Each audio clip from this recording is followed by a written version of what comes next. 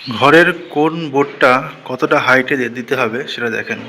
প্রথমেই ঘরে ঢুকে নিয়ে আমি এখানে মেন বোর্ডের কথা বলছি। এইটা দেখুন, এইখানে এখনও টাইলস বসানো হয়নি। তাহলে এই জায়গাটা আমি এমনভাবে বোর্ডটা রাখবো যে টাইলস বসানোর পরে আমার হাতটা দেখুন, আমার হাইট হলো গিয়ে 5 ফুট 7 ইঞ্চি। তাহলে আমি এলবোটা ব্যান্ড করে নিয়ে এইভাবে কিন্তু হাতটা রাখতে পারবো। এবার সেখানে এই হাইটটা কিন্তু আমার হিসাবে ঠিক আছে, কিন্তু যখনই আমার থেকে সাধারণত মানুষ 5 ফুট হাইটেরই কাছাকাছি হয় অ্যাভারেজে, তাহলে সেখানে যখন এটা পাথরটা বসবে তখন কিন্তু হাইটটা একটু আপ হবে। তখন কিন্তু এটা 5 ফুট হাইটে অনুযায়ী এলবো ভাঁজ করে কিন্তু সে এরকমভাবে সুইচটা দিতে পারবে।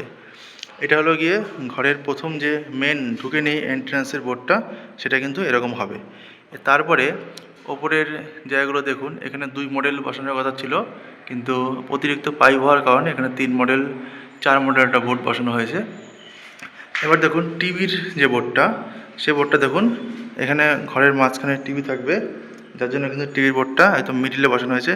এখানে যদি ক্যাবিনেট করেন, ওয়ার্ড্রপ করেন, তাহলে আলাদা ব্যাপার, সেভাবে আলাদা ডিজাইন কিন্তু করতে হবে। তা এই বোর্ডের হাইটটা কিন্তু একদম মাটি লেভেল থেকে মোটামুটি 2.5 ফুট হাইটে দিতে হবে। 2.5 ফুট থেকে 3.25 ফুট মতো দিতে হবে। এবার সেগুলো সবই স্পেসিফিকেশন আমাদের ডিসক্রিপশনে দেওয়া থাকবে, আপনারা দেখে নিতে পারেন, পরিষ্কার পড়া হবে। এখানে দেখুন, এটা এসির পয়েন্ট।